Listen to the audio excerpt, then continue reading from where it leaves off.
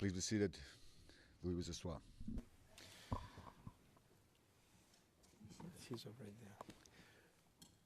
Good morning. Président, bonjour à nouveau. Le procureur nous a demandé la parole pour quelques minutes. Le procureur qui souhaite s'adresser à la Chambre, donc je donne la parole au procureur. Monsieur Dimergian. Merci, Monsieur le Président, Madame, Monsieur les juges. Nous n'avons pas souhaité interrompre notre estimé confrère pendant la première pause et nous voulions entendre le témoin et entendre la déposition. Toutefois, il y a quand même un certain nombre de questions, de problèmes de procédure en quelque sorte. Et nous pensons qu'il serait utile d'attirer votre attention là-dessus. Dans un premier temps, nous pensons qu'il y a un certain nombre de déclarations qui ont été présentées aux témoins.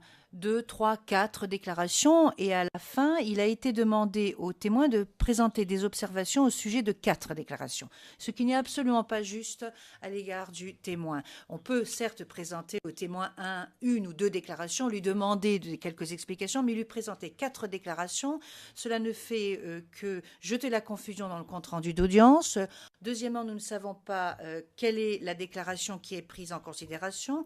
Et puis, je pense que pour vous, Madame, Messieurs les juges, il vous sera très difficile par la suite de savoir au sujet de quelle déclaration répondait le témoin. Ça, c'est dans un premier temps. Deuxièmement, c'est ce que j'appelle les observations qui sont faites du style différentes versions de votre récit. Ce sont des observations qui sont présentées maintenant que le Conseil pourrait garder pour sa plaidoirie parce que pour le moment, cela peut intimider le témoin et nous demandons à ce que ce type de déclaration ou d'observation ne soit pas faite pendant la déposition du témoin parce que pendant la déposition du témoin, il est question de faits ni plus ni moins. Et puis en dernier lieu, il faut savoir que pour ce qui est de la déposition de la semaine dernière, il y a eu des auditions entre le témoin et le bureau du procureur avec des questions, des réponses et il a été question de la procédure devant les tribunaux d'Abidjan, notamment dans l'affaire contre Madame Simone Bagbo et nous n'avons que les réponses, nous n'avons pas les questions. Alors, le compte-rendu d'audience n'est pas un compte-rendu d'audience verbatim. C'est la raison pour laquelle, dans ce type de situation, le Conseil ne doit pas interrompre le témoin et doit lui donner la possibilité de fournir des explications. Il en va de même pour les déclarations. Il ne s'agit pas de questions, il s'agit tout simplement d'un résumé de ce qu'a dit le témoin. Donc, nous aimerions rappeler tout cela au Conseil. Nous ne voulons pas l'interrompre constamment, nous ne voulons pas toujours demander à prendre la parole. C'est pour cela que nous indiquons à notre estimé confrère quelle est la procédure juste qui doit être suivie. Je vous remercie. Le Président, merci beaucoup. Maître Bougnon. Monsieur le Président, il y a globalement qu'on me reprocherait de confronter le témoin à des déclarations qu'il a tenues. Monsieur le Président, je crois que mon collègue sait bien où je veux en venir et c'est pour montrer exactement la crédibilité du témoin. Ce témoin, dans plusieurs affaires, ou du moins dans plusieurs déclarations sur un seul incident, sur un même fait, comme vous l'avez remarqué, à plusieurs dépositions. Il fallait que je montre à la Chambre, que je montre au cours de cette instance que c'est parce que je n'ai pas voulu employer et que je m'abstiens d'employer un certain nombre de termes. Mais il était important. Et il est important parce que je vais continuer à montrer au fur et à mesure que nous allons avancer comment est-ce que ce témoin-là varie d'un jour à un autre, d'une déclaration à un autre, sur un même fait. Et je pense que la Chambre a le droit de savoir le genre de témoin que l'accusation nous a envoyé ici. La Chambre a le droit de savoir que ce monsieur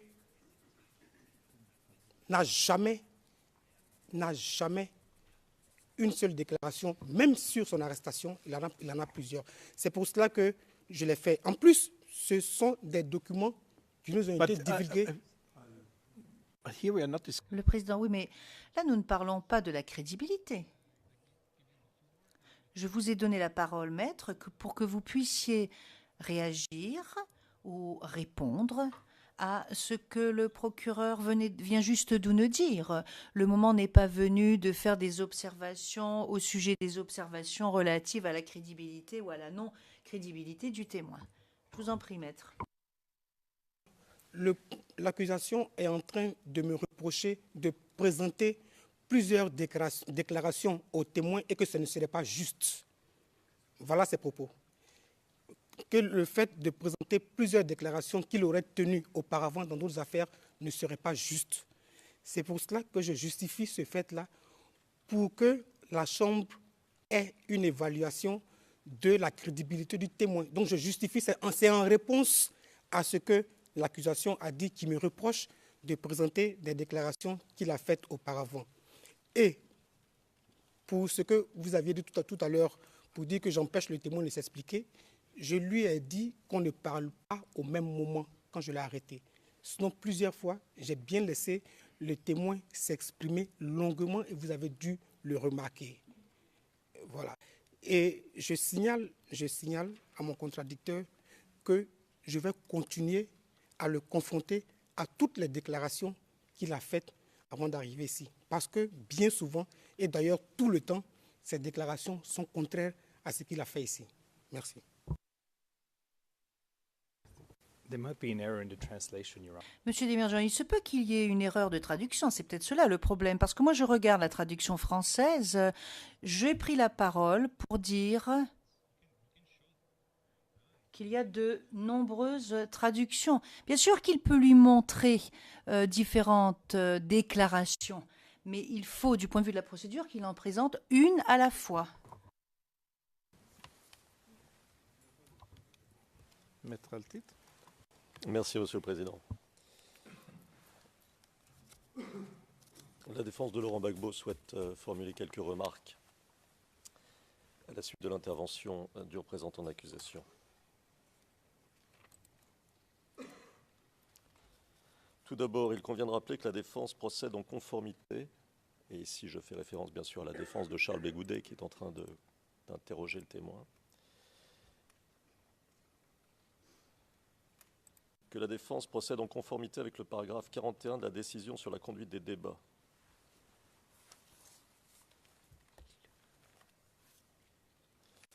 Qui prévoit qu'une partie peut confronter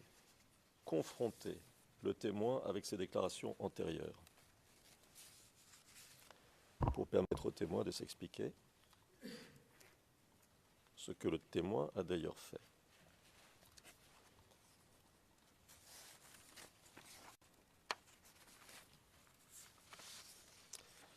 Il ne s'agit pas ici de, pour celui qui contre-interroge,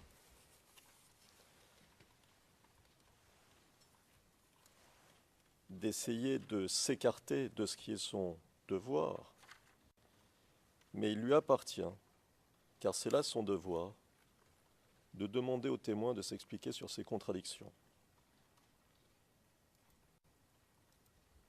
Et comment peut-il le faire ? Sinon en citant les versions successives que donne le témoin d'un même incident. S'il y a deux versions successives, comment lui reprocher de citer les deux versions successives ? S'il y en a trois, comment lui reprocher de citer les trois ?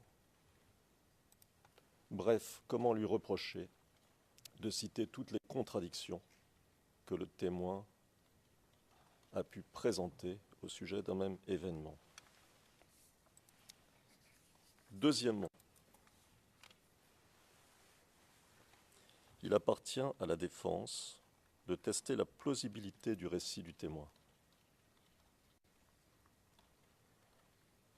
Et tester la plausibilité du récit du témoin, c'est d'une certaine manière tester la crédibilité du témoin, car les deux choses sont liées, bien sûr. Troisièmement, Ce n'est pas au procureur de dicter à la défense comment interroger le témoin.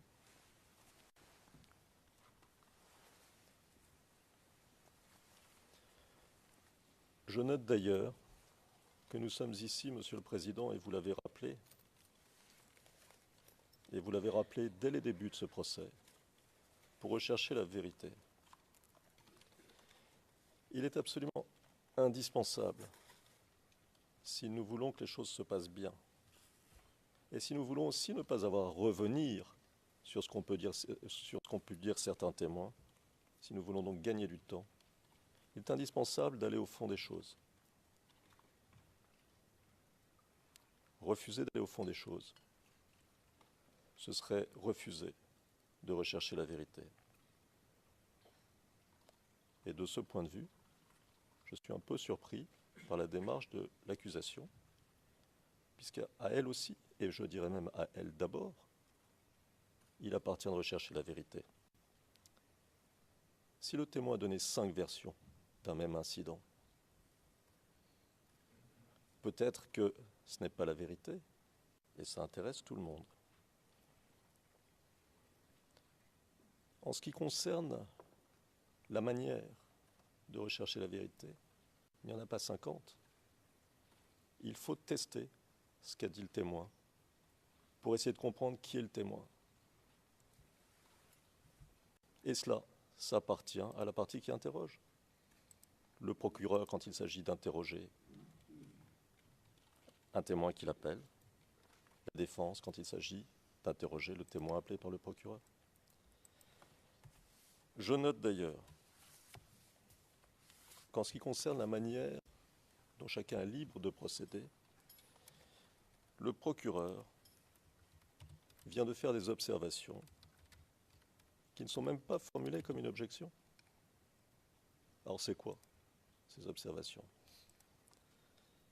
Pour autant, on peut en discuter, car c'est intéressant.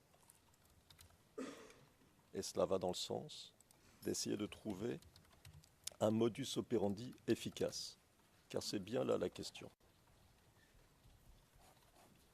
4e point, Monsieur le Président. Le procureur procède exactement de la même manière lorsqu'il interroge ses témoins. Et enfin, 5e point. Concernant les déclarations antérieures prises en Côte d'Ivoire, le procureur nous a dit « Oui, mais les questions ne sont pas toujours là. » Bon, on fait avec ce qu'on a, et d'ailleurs ces éléments nous ont été donnés par le procureur. Mais je note qu'il existe des déclarations antérieures prises par les représentants de l'accusation où les questions ne figurent pas. Cela n'a jamais été un problème. Et le bureau du procureur, quand c'est son intérêt, les utilise.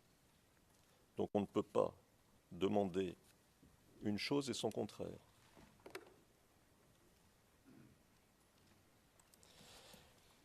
Je me permets de rappeler à votre Chambre que ce type de déclaration a été versé par le procureur au dossier en vertu de l'article 68 dans leur totalité. Alors comment utiliser un argument de la part de l'accusation quand en même temps on procède de la manière exactement inverse? Voilà pour mes questions, pour mes remarques, Monsieur le Président.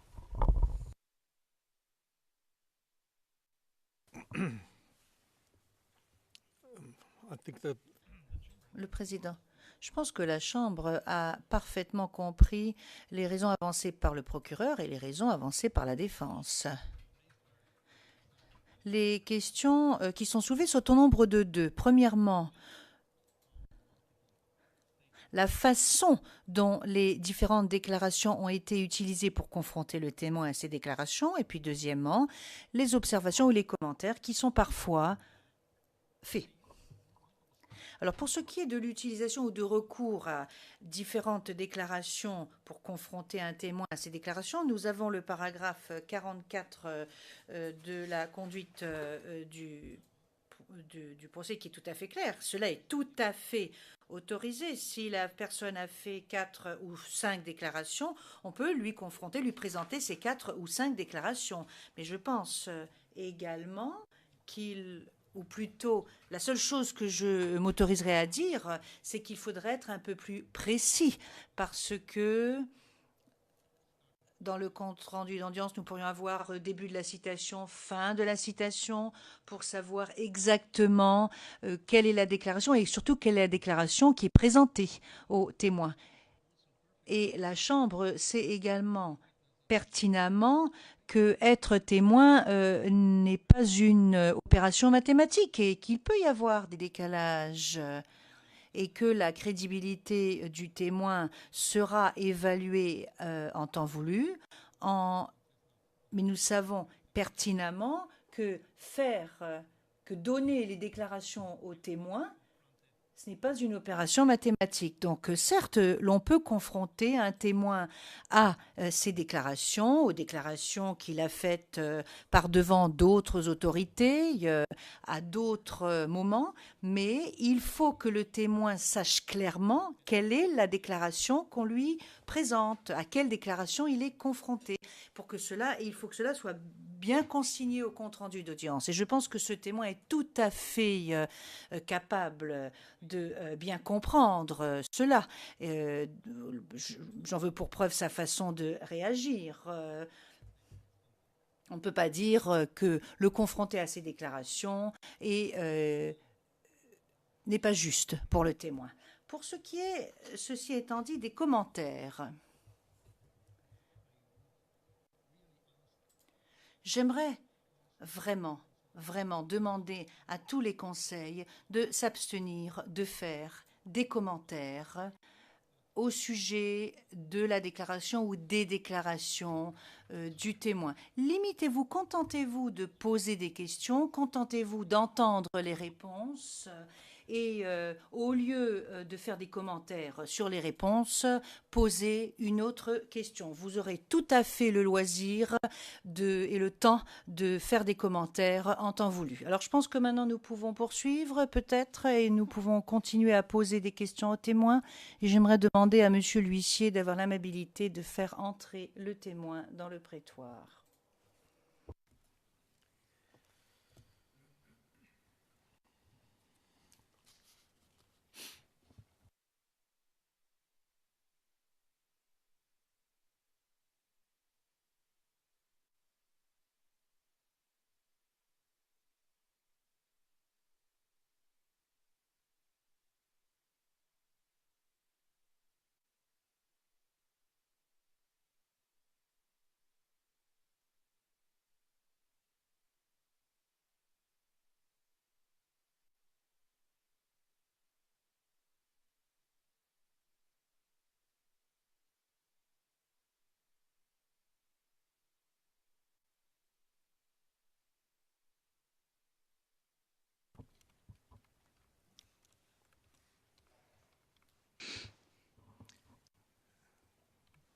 Welcome.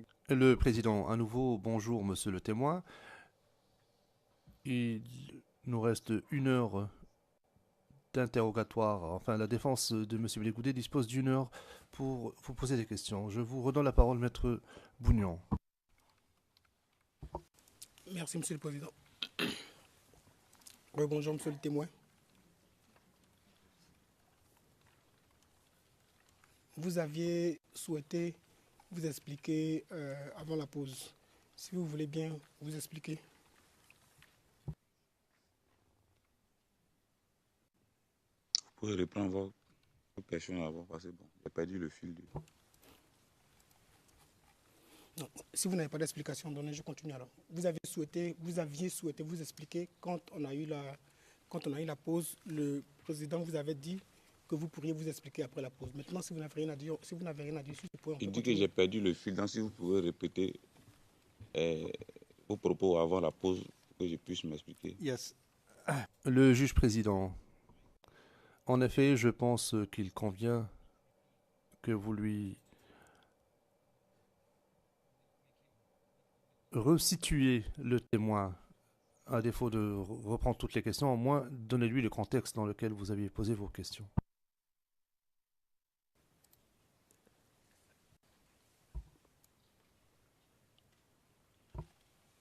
En fait, il s'agissait de... Monsieur le Président, en fait, j'ai peur parce qu'on dirait que c'est un commentaire. Il s'agissait de différences dans vos déclarations entre ce que vous aviez dit à la Chambre ici et puis sur M. Assoadou. Ce que vous aviez dit à la Chambre ici, ce que vous aviez dit au tribunal de première instance d'Abidjan lors des assises du procès de Mme Gbagbo, je vous faisais remarquer que, je fais un résumé pour qu'on, je vous faisais remarquer que lors de ce procès, vous étiez revenu sur vos propos. Il ressort des notes de ce procès que vous étiez revenu sur vos propos parce que vous aviez mentionné que vous ne connaissiez pas, vous n'aviez pas reçu de financement en main propre de M. Assoadou, alors que c'est ce que vous aviez dit devant la Chambre ici. Et vous aviez dit que c'était, vous parlez de 2009-2010, dont je vous ai relu les propos que vous avez tenus à la DST pour vous mentionner que c'était effectivement de cette période-là qu'on parlait et que vous étiez revenu sur vos dépositions. Voici là où on en était. Merci, maître. Merci, maître. Donc, d'abord, je vais d'abord signifier d'abord que lors de la confrontation avec le ministre Assoadou,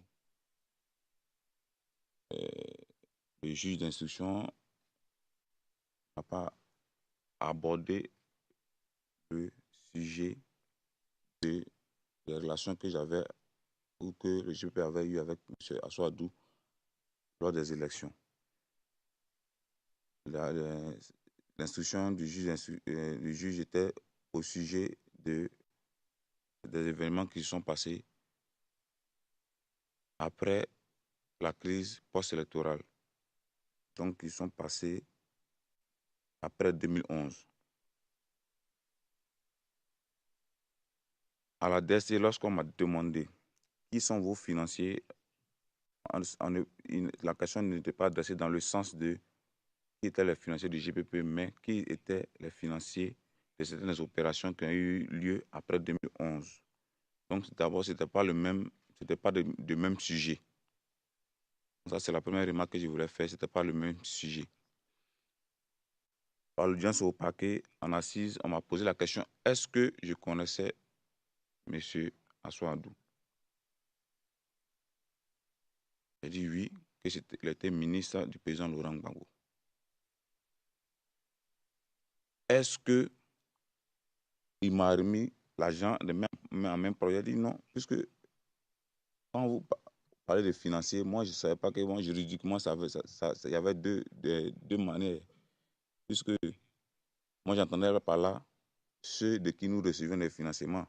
Mais juridiquement, on entend par là ceux qui m'ont remis l'argent en main propre. Donc, je me suis rétracté, j'ai dit, donc je suis revenu sur la déclaration pour bien notifier et que je n'ai pas reçu moi personnellement de l'argent de M. Assoadou en main propre.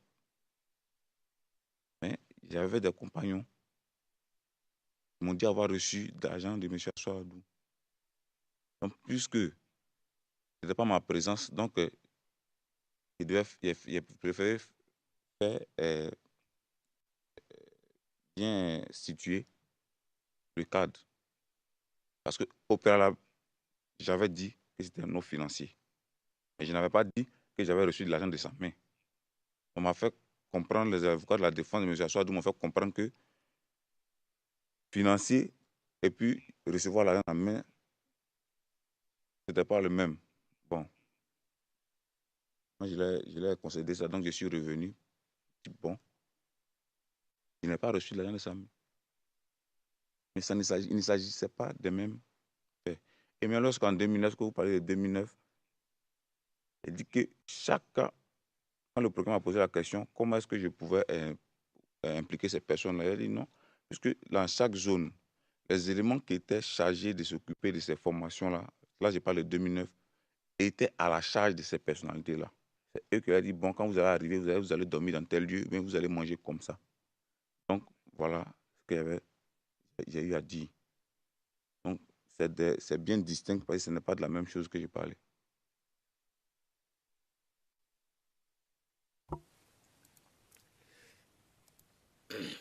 Je vais, avant de terminer, je vous avais lu votre déclaration à la DST. À la DST, vous évoquez bien les deux périodes. Ça veut dire 2009-2010, 2013-2014. Dans ces deux périodes-là, si vous voulez, je vous relis une dernière fois votre déclaration à la DST. CIV OTP 0077 0222 à la page 0254. Voici ce que vous déclarez. En ce moment, vous êtes confronté à M. Assoua Adou à la DST. Vous dites, je maintiens les termes de ma première déclaration. De 2009 à 2010, j'ai participé à la formation de plusieurs miliciens.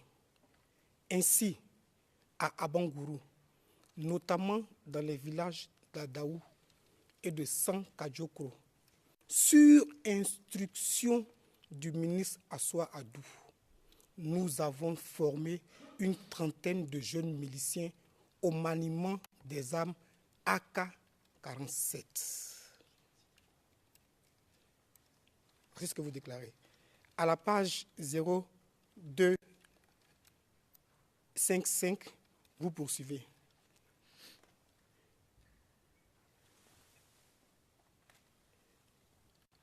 Les nommés Kone Katina, Amara Touré, Assoua Adou et Damana Pikas sont impliqués dans les projets de déstabilisation du mois d'août 2014, dont les attaques devraient commencer dans les régions de l'Ouest.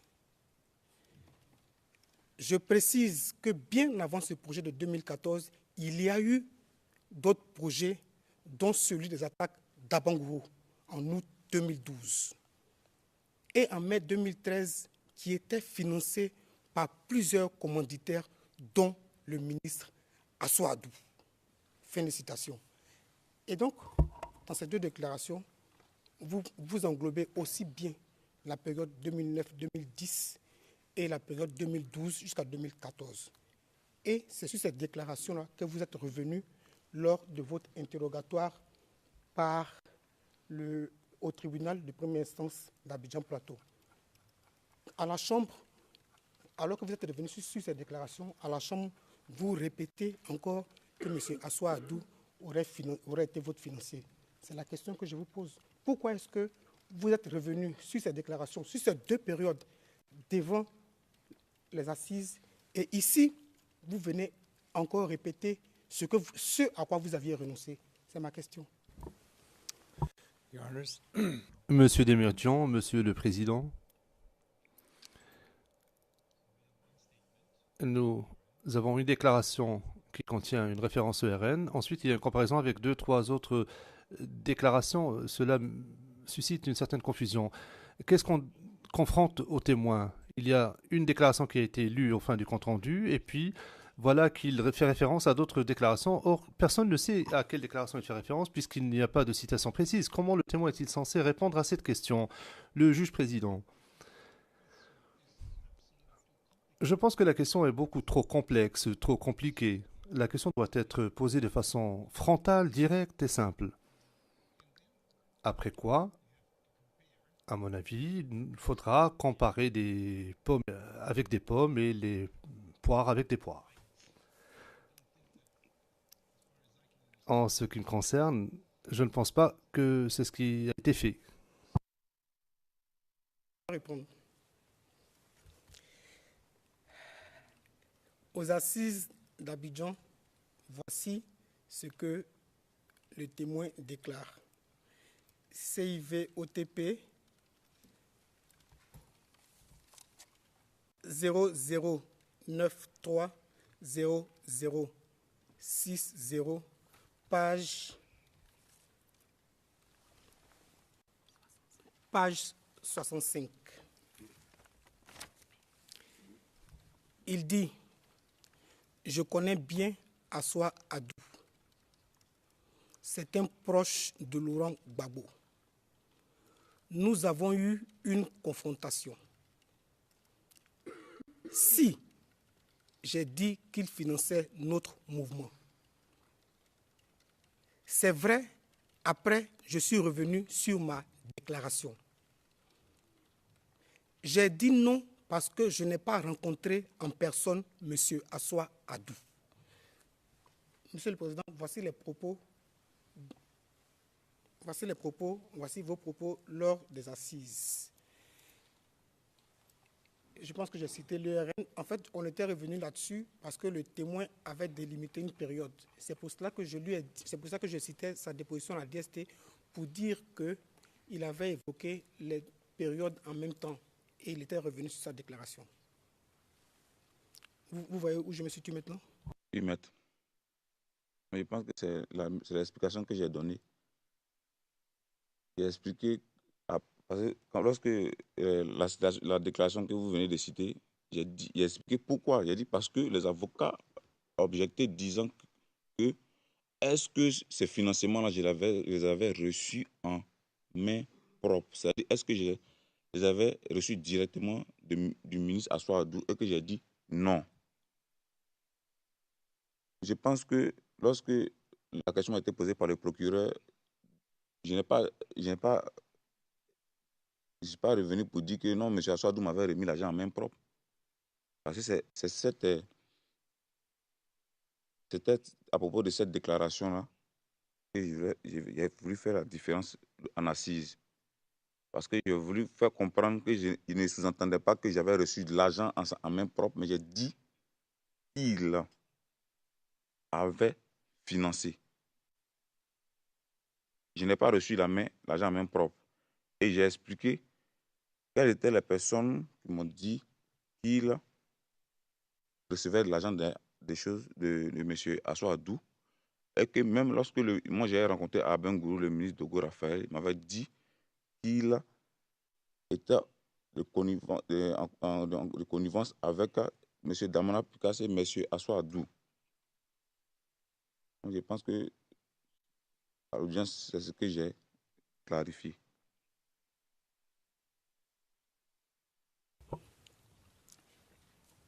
Mais vous avez déclaré devant la Chambre, devant cette Chambre aussi, vous avez réitéré ces mêmes propos que Assoa Adou était votre financier. Est-ce que vous êtes en train de dire à la Chambre que vous revenez sur ces propos-là, que Assoa Adou n'est plus votre financier? Mais c'est ce que j'ai dit devant la Chambre. Je n'ai pas dit devant la Chambre que M. Assoa Adou m'a remis de l'argent en main propre. Mais j'ai dit devant la Chambre que, sur instruction de M. Assoa Adou, on avait formé des éléments dans sa région, à Bengourou. Et j'ai dit, lors de l'assise, j'ai parlé, lorsque on parlait des événements qui sont déroulés en 2013, j'ai expliqué que il y a eu l'apport financier de M. Assoa Adou, selon les dires des personnes que j'ai citées. Je ne suis pas venu à l'audience pour dire que non, j'ai reçu de l'argent en main propre. Et ici non plus, je n'ai pas dit que j'ai reçu de l'argent en main propre. Mais j'ai dit qu'il avait financé. Pourquoi? Parce que voilà des personnes qui avaient reçu de l'argent, qui avaient dit que cet argent provenait de M. Assoa Adou. Lorsque j'ai rencontré le ministre Dogo Raphaël, il avait dit que, puisque le même dénommé Tchang que j'avais cité avait reçu de l'argent, et que lui, il n'avait fait que participer. Lui, il avait déjà envoyé de l'argent à Damana Picasso et que cet argent allait nous parvenir. Parce que M. Dogo Raphaël venait de sortir de prison. Il n'avait pas quand même les détails de comment est-ce on allait faire passer l'argent. Lui, il avait déjà fait partir l'argent à Damana Pitas après la vente de l'un de ses véhicules qui lui avait été restitué. J'ai bien expliqué ça lors des différentes connotations. Puisque à l'audience m'avait été posée la question de M. Assoadou, j'ai voulu en même temps préciser pour ne pas que la défense dise que non, j'ai dit qu'il m'a remis, j'ai dit qu'il a financé, je n'ai pas dit qu'il m'a remis l'argent en main propre et que non, maintenant il ne m'avait pas remis l'argent en main propre. Ils m'ont demandé, est-ce que financé, est-ce que moi j'ai reçu l'argent de ses mains? J'ai dit non. Donc dans ce cas, je reviens confirmer, je n'ai pas reçu l'argent de ses mains, mais des personnes m'ont affirmé avoir reçu de l'argent ou avoir transmis de l'argent qui devait être associé à celui de M. Assoadou pour financer les opérations. Je pense que c'est cette clarification que j'ai apportée.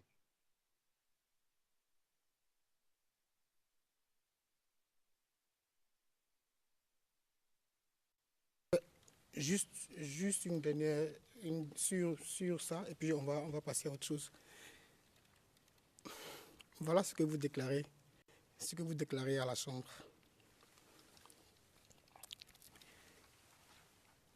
Donc, il y a eu aussi, avec le ministre Assoadou à Bangourou, où aussi on a envoyé des éléments là-bas pour s'occuper de la formation, ainsi qu'à Niablé aussi.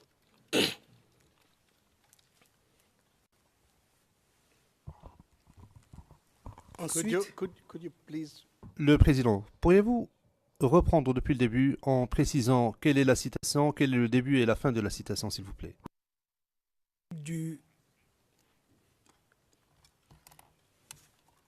du 20 octobre 2016 à la page 19 à partir de la ligne 10.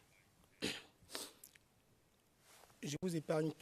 Donc, je cite, donc, il y a eu aussi avec le ministre Assoadou à Bangourou, où aussi on envoyait les éléments là-bas aussi pour s'occuper de la formation.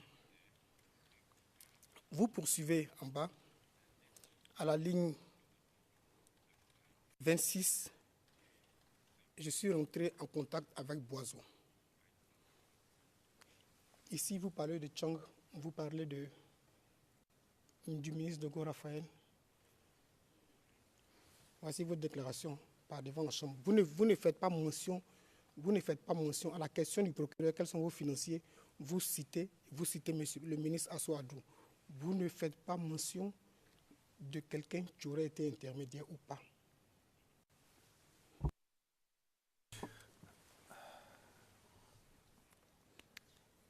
Your Honors.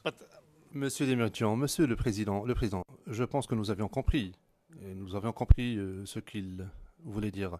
Monsieur Demirjian, Monsieur le Président, pour que les choses soient bien claires, afin d'être juste envers le témoin, il faudrait lui dire toute la citation avant de préciser le cadre temporel. Le Président, je pense que nous devons poursuivre.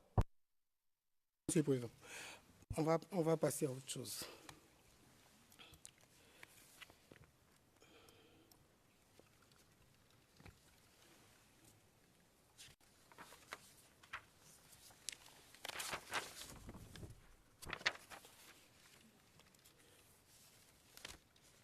Monsieur le Président, Monsieur le témoin, Monsieur Lida Kwasi Moïse,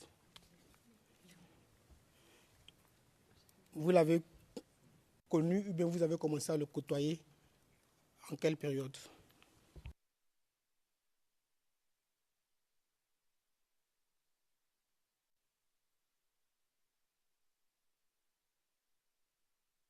J'ai dit que j'ai connu M. Lida Kwasi bien avant d'aller en exil. Quand il parle de Kotaïoul, vraiment on a eu à se fréquenter vraiment régulièrement, c'était en exil. Je l'ai rencontré bien avant d'aller en exil. Mais en exil qu'on se fréquentait.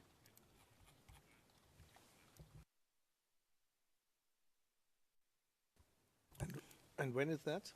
Timing? Le Président, et quand est-ce que cela est arrivé?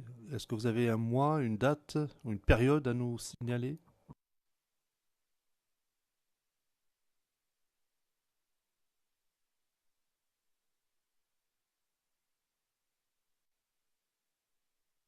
Bon, l'exil, quand il parle d'exil, il peut parler en partie de septembre 2011.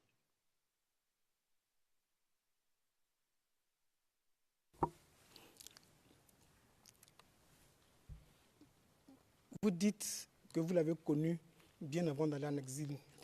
Je pense que c'était la question du président. Vous l'avez connu, vous l'avez connu à quelle période? Et puis quand vous dites connu, ça sous-entend quoi? Vous l'avez connu à quelle période et qu'est-ce que vous appelez connu?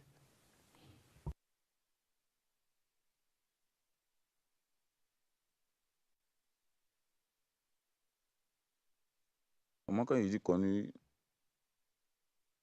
bon, je peux dire que je vous connais aujourd'hui, mais je me demande si est-ce que je vous fréquente. Il a dit non, que je ne vous fréquente pas parce que nous ne sommes pas amis. Mais je vous connais parce que si je vous vois dans la rue, demain, je sais que c'est Maître qui est devant moi. Donc, je peux dire je vous connais.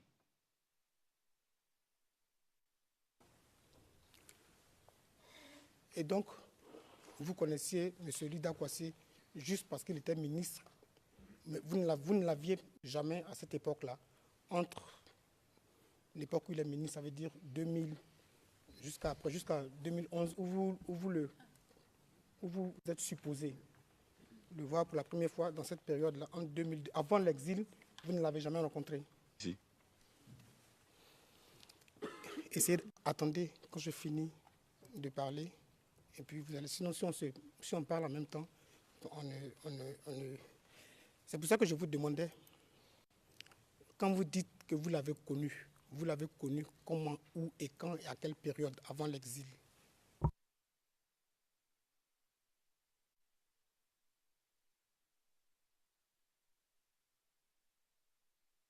Dans l'exil,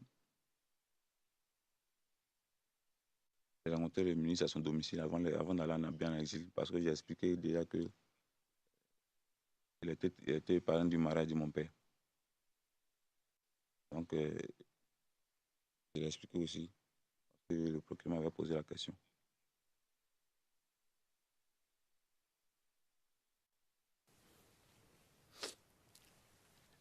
Si je comprends bien, donc c'est votre père qui vous le présente, c'est exact?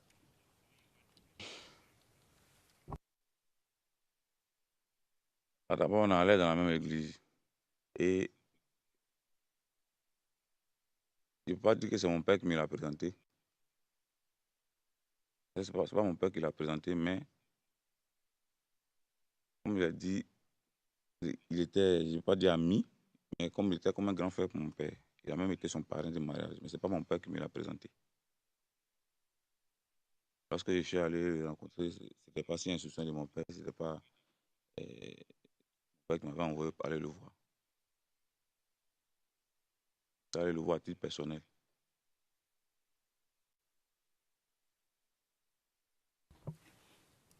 Je n'ai pas encore bien compris. J'ai dit que j'étais allé le voir à titre personnel. C'est pour ça que je vous suggère vous voyez, pour ne pas qu'on se chevauche, je vous suggère d'éteindre votre micro. Quand je finis, quand mon micro est éteint, ça vous laisse le temps de respirer et puis après de rallumer votre micro pour ne pas qu'on parle en même temps. Donc je dis,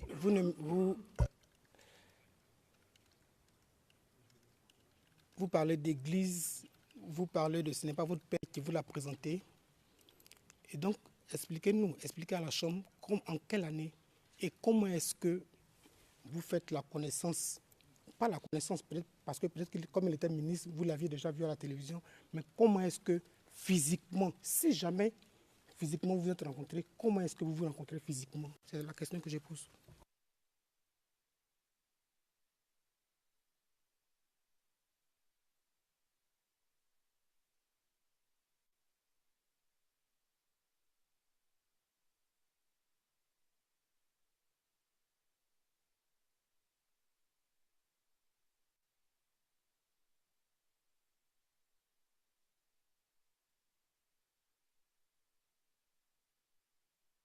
J'ai expliqué que j'ai rencontré le ministre à son domicile à Cocody.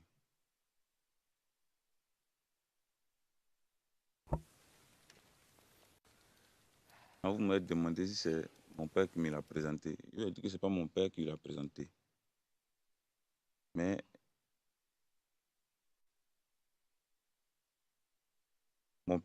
comment elle dit, je savais qu'ils se connaissaient.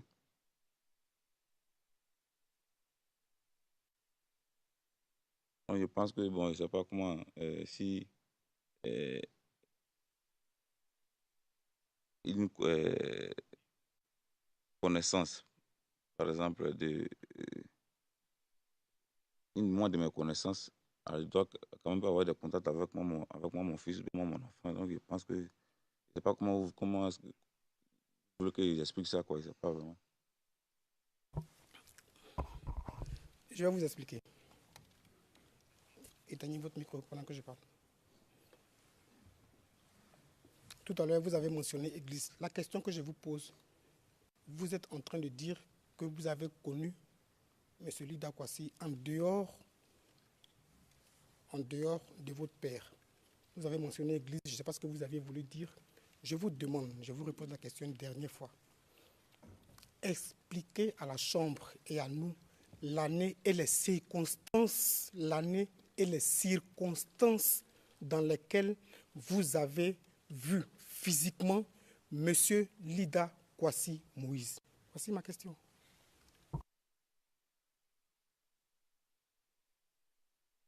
D'abord, l'année,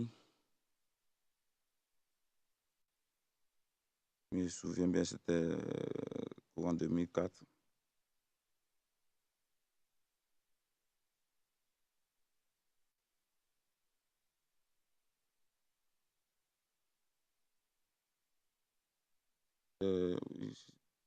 Moi, courant 2004. Et j'étais à son domicile à Cocody. Et j'ai expliqué qu'il était allé le voir à titre personnel. Je ne sais pas c'est quelle conversation, il a détaillé la conversation, il a dit bonjour, il m'a dit bon, ça va ou bien, c'est pas bon. Je ne sais pas quelle autre explication vous voulez que je vous donne.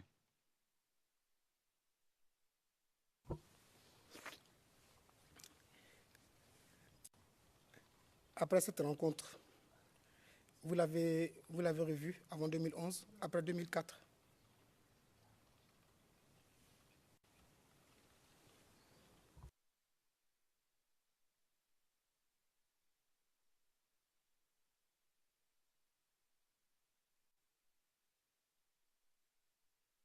J'ai expliqué que la première fois que je l'avais vu, c'était à cette période-là.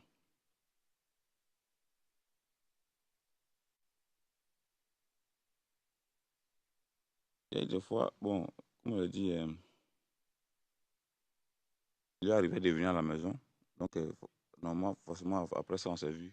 Et des fois, on s'est vu après ça.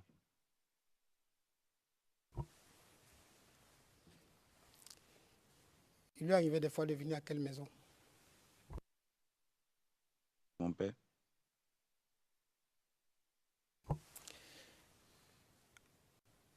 À quel moment viviez-vous chez votre père?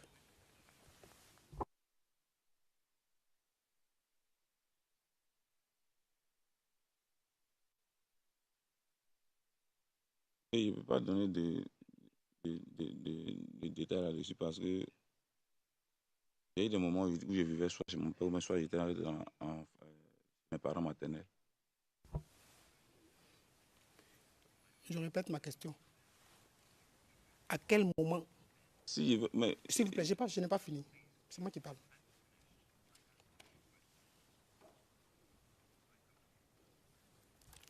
À quel moment, en quelle année viviez-vous chez votre père?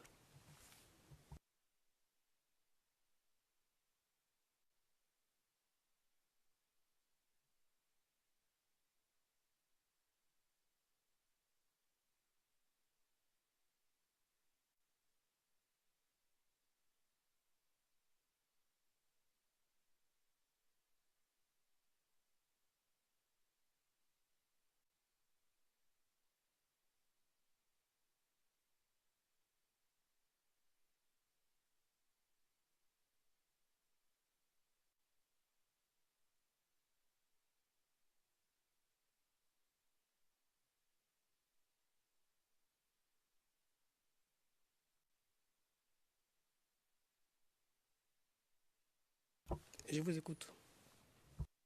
J'ai dit que je ne peux pas répondre à cette question-là parce que j'ai dit que souvent, j'ai fait des années scolaires, soit avec mon même quand j'ai fréquentais, j'étais soit souvent chez mon père, soit j'ai fréquentais et restais chez un parent maternel ou paternel pour aller à l'école.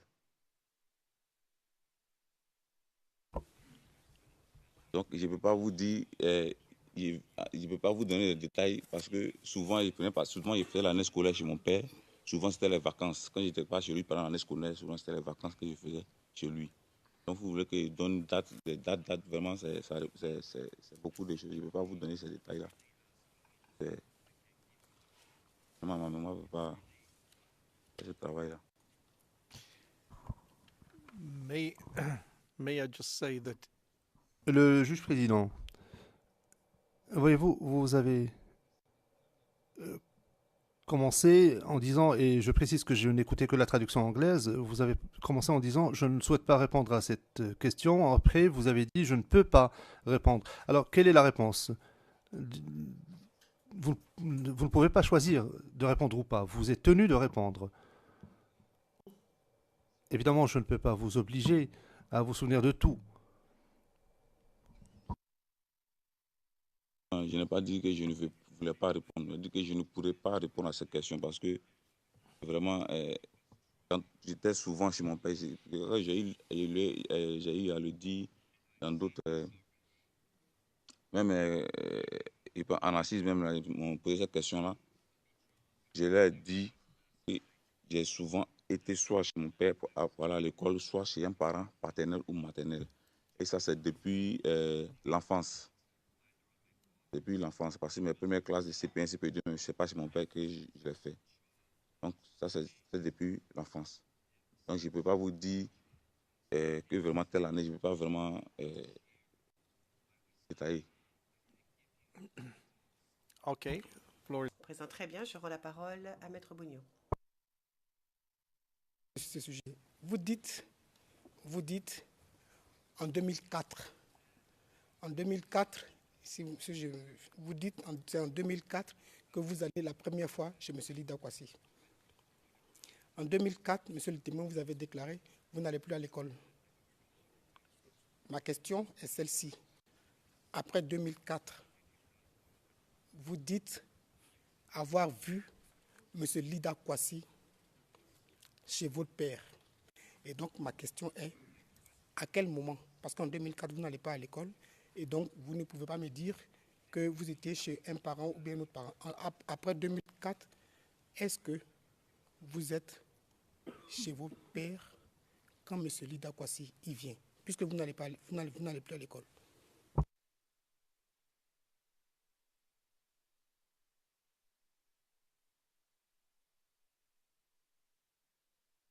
Mais ce que je voulais vous dire, c'est que ma présence chez mon père ne dépendait pas du fait que j'aille à l'école ou que je n'y aille pas. Le fait que j'ai vu chez lui ou que je ne vis pas chez lui ne dépendait pas que j'aille à l'école ou bien que je n'aille pas à l'école. C'est chez mon père, je pourrais aller passer une semaine, il pourrait aller passer des vacances, ou bien je pourrais rester là-bas pour toute autre raison, parce que c'est la maison de mon père. Vous avez demandé de préciser, de donner une précision que je vous ai dit, je ne peux pas vous donner parce que je peux aller vivre chez un oncle ou bien chez mon père. Il n'y a pas de période définie pour être où j'étais habilité à être chez mon père ou pas. Donc, je pense que j'ai déjà répondu à votre question. Je ne sais pas quelle autre précision, en tout cas, que je peux vous apporter.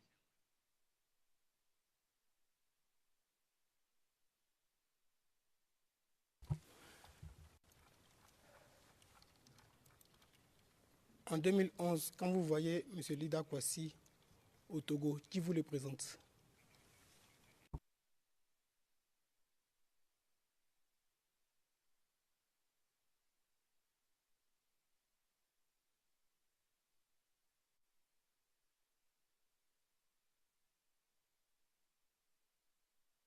Parce qu'en 2011, on va rencontrer M. Lida Kwasi. Ils sont passés d'abord par l'intermédiaire de plusieurs personnes, parce qu'avant de les rencontrer, nous avons rencontré d'abord d'autres personnes se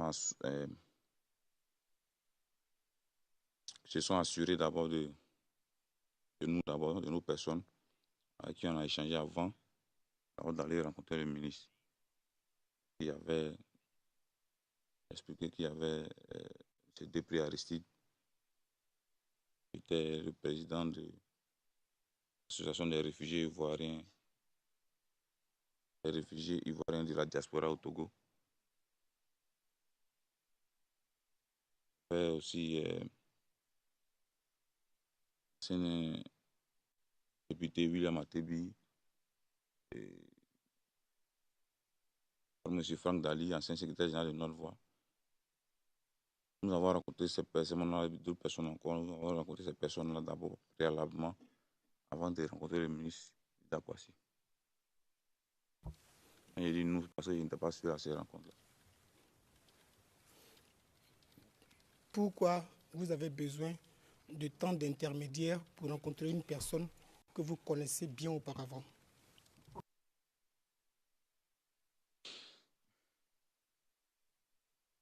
En exil, d'abord, en exil, chacun se méfiait de chacun.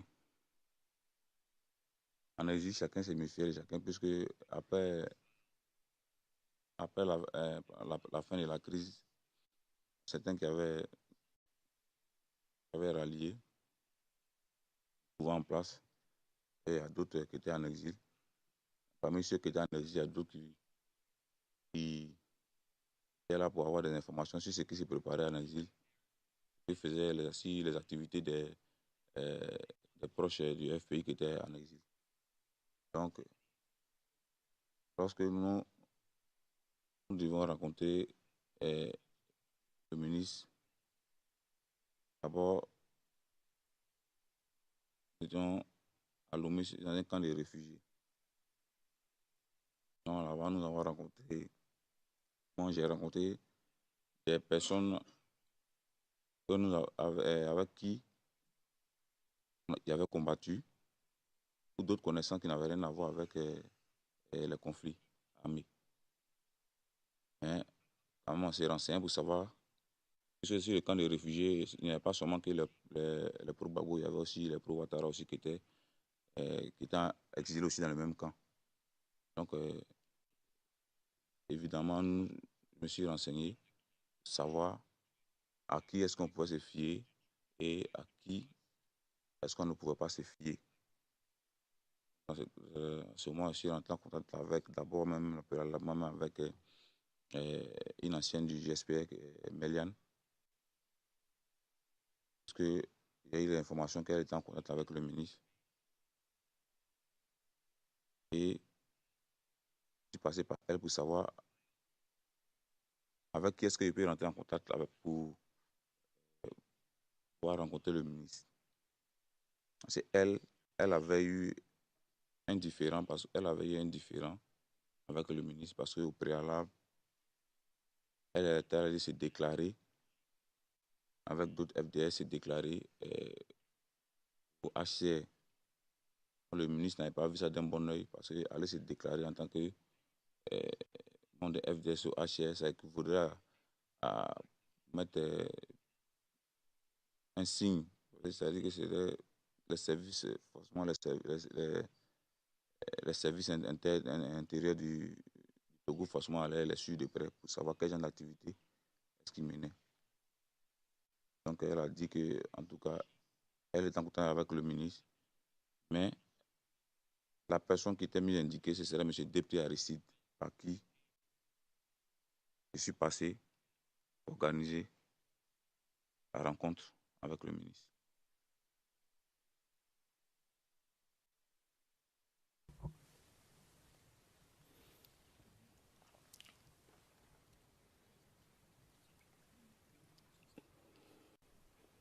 Vous avez... Le ministre vous a-t-il fait à Lomé une confidence sur la mort du général Gueye?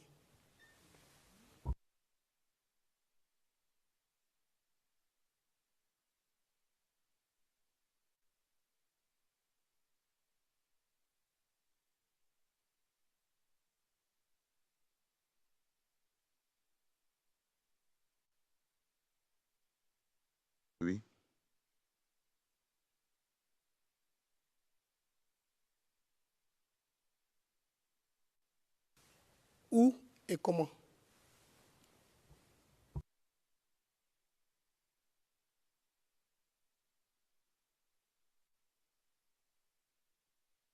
Lors d'une de nos rencontres, c'est dans un espace buvette où on avait l'habitude de les rencontrer à Lomé. C'était dans cet espace-là, pour une de nos réunions. Et il nous a fait cette confidence. Ce n'était pas à moi seul, parce que je n'étais pas seul là lorsqu'il m'a parlé.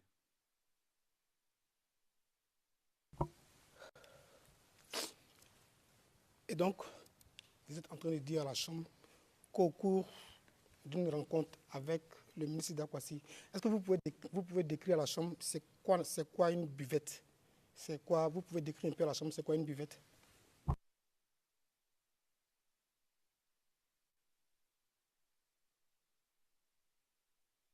Une buvette, c'est un endroit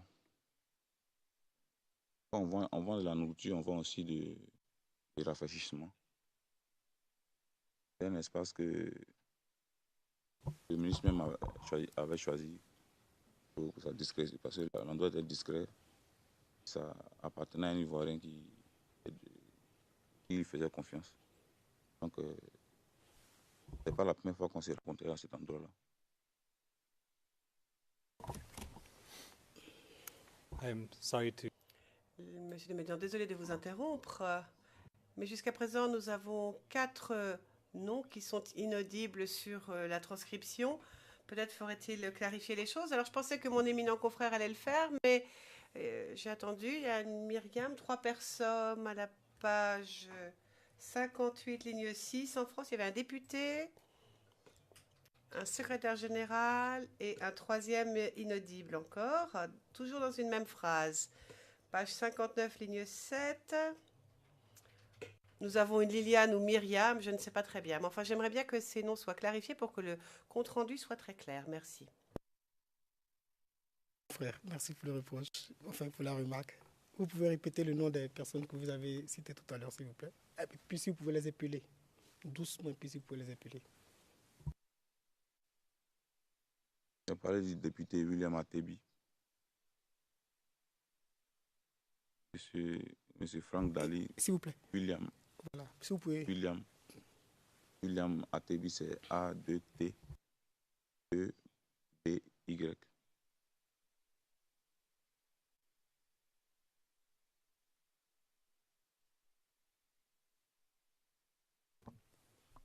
Excuse me, which Le président de quel Parlement? De quel Parlement, monsieur le témoin? Il était député avant qu'il... Je sais pas comment dire ça, parce que bon, les députés, l'élection des députés... in Côte d'Ivoire? Il est en Côte d'Ivoire, voilà, en Côte d'Ivoire.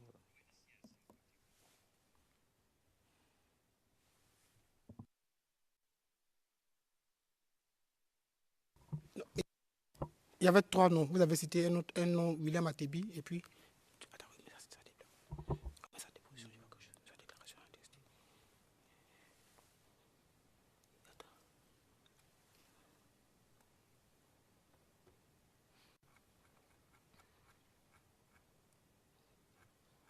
J'ai cité M. Franck Dali, qui est l'ancien secrétaire général du quotidien Notre Voix. Secretary General of, former Secretary. Répétez, s'il vous plaît. Du quotidien Notre Voix.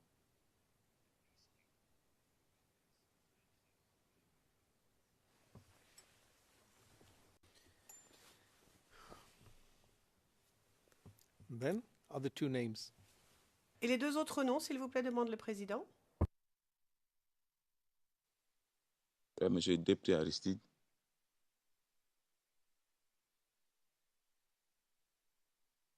Il y avait M. Daliba. Daliba, c'était un ancien DGSP aussi.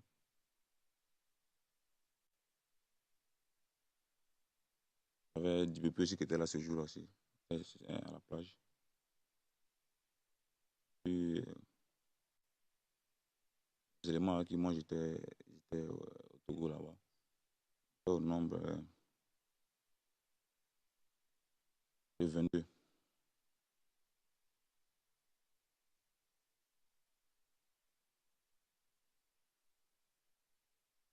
Attends, je vais venir, ça va. La buvette, on va terminer avec ça d'abord. La buvette, c'était un espace ouvert, n'est-ce pas? Là, vous parlez de la buvette, vous parlez de la première fois que les gens qu'on a rencontrés avant de rencontrer le ministre, parce que je ne comprends pas. Et je pense que vous allez poser la question à savoir les gens que j'ai rencontrés avant de croiser le ministre. Vous parlez des gens qui étaient présents à la buvette. Je répète.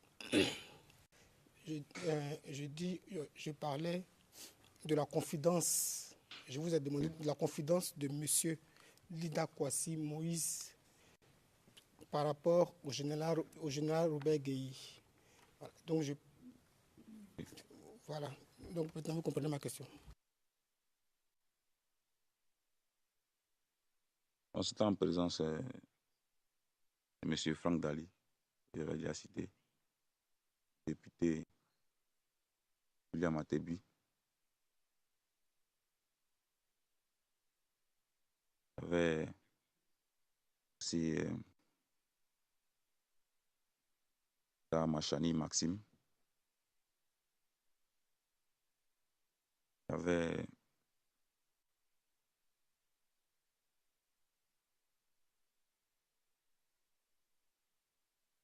M. Després Aristide. Jean-Yves Dibopieux.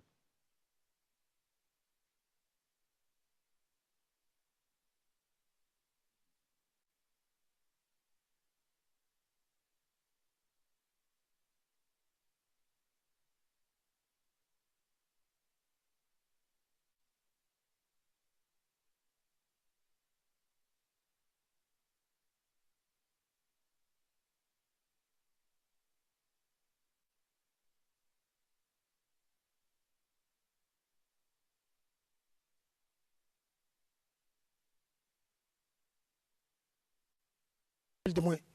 Monsieur, s'il vous plaît. Je crois qu'il y a deux noms. Ah bon, ok. Non, c'est bon.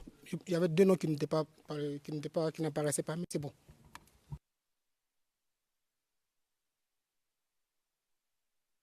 Bon, ce que j'ai cité, c'était comme c'était les personnalités là, avec le ministre, bien entendu. Donc, j'étais allé avec l'université d'Amachani Maxime, avec un caporal-chef de la garde républicaine qui était à nous, Kipré Mazou Alexis.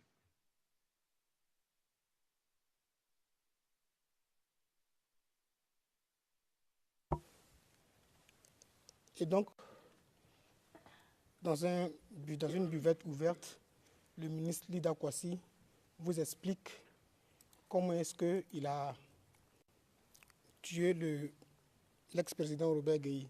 C'était quoi le but? But why? I don't understand why. Le président, je ne comprends pas. C'est un commentaire.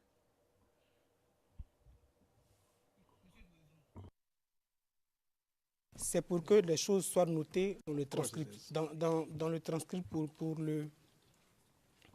l'enregistrement, Monsieur le Président. They are recorded properly in the record of the. Ils sont parfaitement consignés au dossier.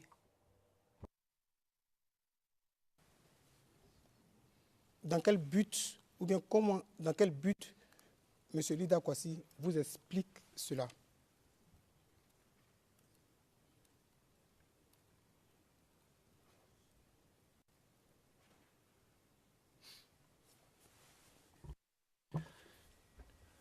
I'm sorry, I'll... Monsieur McDonald, désolé, j'interviens parce qu'il n'y a rien au compte-rendu à l'heure actuelle sur admission de Monsieur Kwasi quant à Monsieur Gay. C'est Monsieur Bougnon qui suggère ça au témoin. Le témoin n'a jamais dit quel était ce qui avait été admis à propos de M. Gay. Ça, ce n'est pas au compte-rendu. Il y a une présomption et rien d'autre.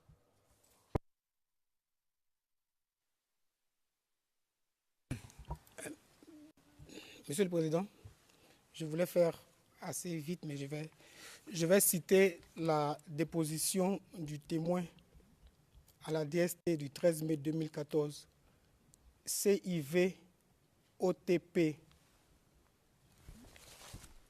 0066 0033 à la page 0034. Je cite, à ce cas, il faut ajouter que j'ai appris du ministre Lida Kwasi, lors de mon exil au Togo, au cours d'une conversation dans un maquis, en présence du caporal-chef Kipré Mazou Alexis, Kipré K-I-P-R-E, accent aigu, Mazou M-A-Z-O-U, Alexis, alias colonel Golgotha, Golgotha G-O-L-G-O-T-H-A, anciennement en service à la garde républicaine, Eda Machani, alias Da, D-A-H, Machani, M-A-C-H-I-A-N-I, alias Diable un pied, entre parenthèses déféré, que l'assassinat du général Robert Guéhi a été exécuté par les colonels Kate Nyatwa et Dassé, entre parenthèses, Kate Nyatwa, excusez-moi, K-A-T-E, accent aigu, Nyatwa, G-N-A-T-O-A,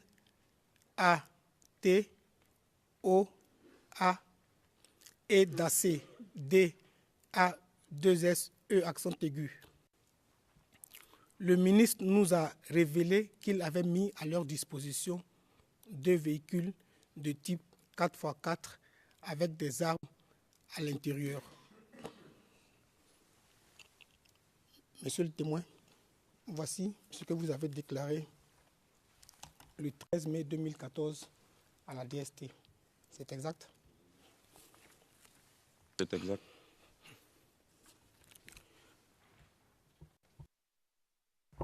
Vous vous souvenez avoir, sur la même affaire, fait une déclaration aux assises lors du procès de Mme Gbagbo? Oui.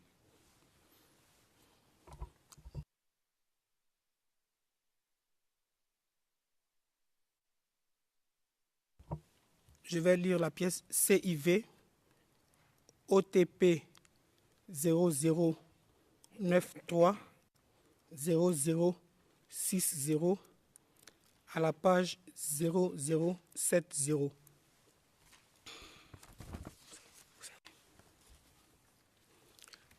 Donc, après la déposition du 13 mai 2014, 2 ans plus tard, vous dites en 2016, lors du procès de Mme Gbagbo, je cite, « Il a eu pour exemple la mort du général Guéhi qui s'est réfugié à la cathédrale où il a été retiré par l'escadron de la mort. C'est le ministre Lida Kwasi qui a dit à Touré que c'est lui qui a coordonné. S'il vous plaît, veuillez éteindre votre micro parce qu'on entend. Excusez-moi, je reprends. C'est le ministre Lida Kwasi qui a dit à Touré que c'est lui qui a coordonné la mort de Guéhi. C'est bien Lida Kwasi qui a donné l'ordre de tuer le général Guéhi.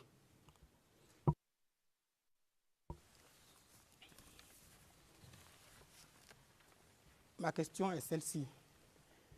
En mai 2014, Lida Kwasi vous aurait fait en propre cette déclaration. 2 ans plus tard, à la barre à Abidjan, Lida Kwasi aurait plutôt fait cette affirmation à M. Touré.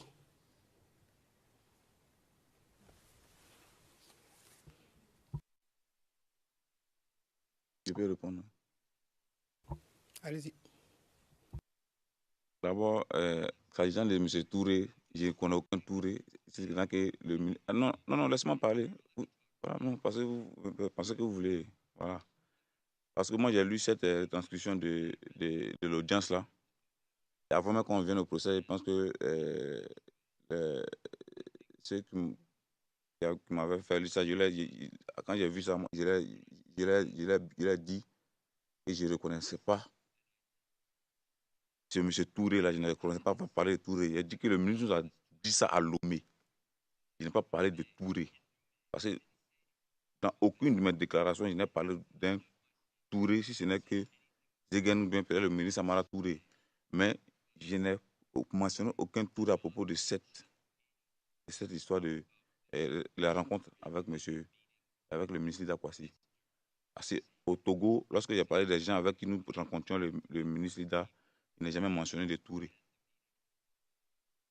Et je l'ai dit, il a dit que ce truc-là, cette partie-là, je pense que ça a été mal saisi par, c'est pas celui qui a saisi, bien, c'est pas, mais c'est pas, je ne l'ai pas dit.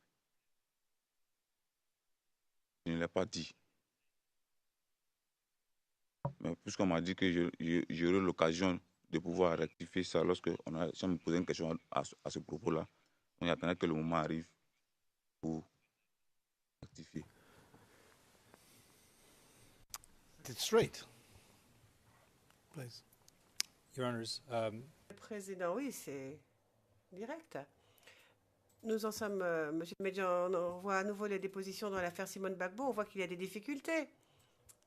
Ce n'est pas une déclaration assermentée, qui n'est pas signée, ce n'est pas un dossier, enfin, ce n'est pas un compte-rendu verbatim. Alors, on lui présente tout cela. Donc, tout d'abord, sachez que mon éminent confrère ne lui a même pas demandé de s'expliquer.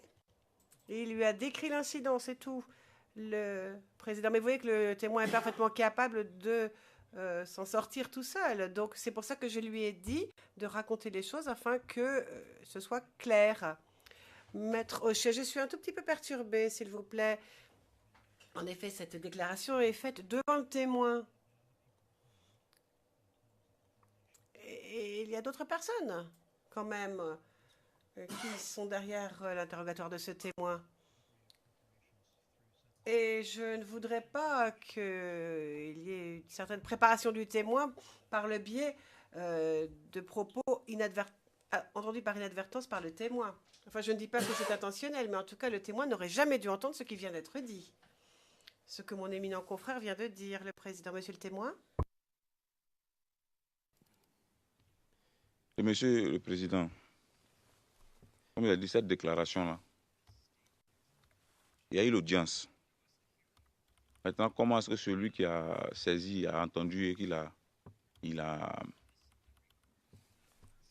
comment est-ce qu'il a compris, qu'il a saisi vraiment? Moi, je ne peux pas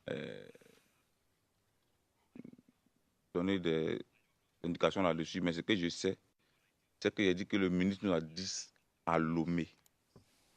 Comment est-ce qu'il avait mis à disposition du colonel Katé et du colonel Dassé 2 véhicules à la station Elf de la Riviera 2 qui est devenue maintenant station Total. Et que c'est des véhicules avec les clés sur le contact et les armes à l'intérieur qui ont servi à l'opération au domicile de l'ancien président Robert.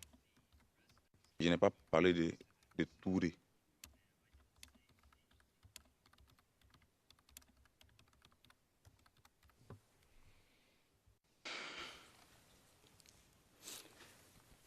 Monsieur le Président, il est 13 heures.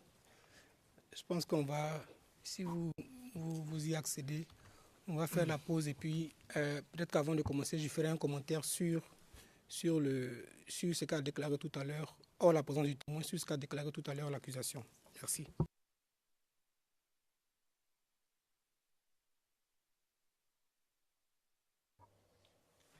Président, bien merci. Je vais demander... Je crois vraiment que la pause s'impose, hein, donc je vais demander... Enfin, pour l'instant, je vais vous donner quelques minutes avant que l'on ne fasse rentrer le témoin dans le prétoire à 14h30. Et pour l'instant, nous allons faire la pause. Donc, on se reverra à 14h30.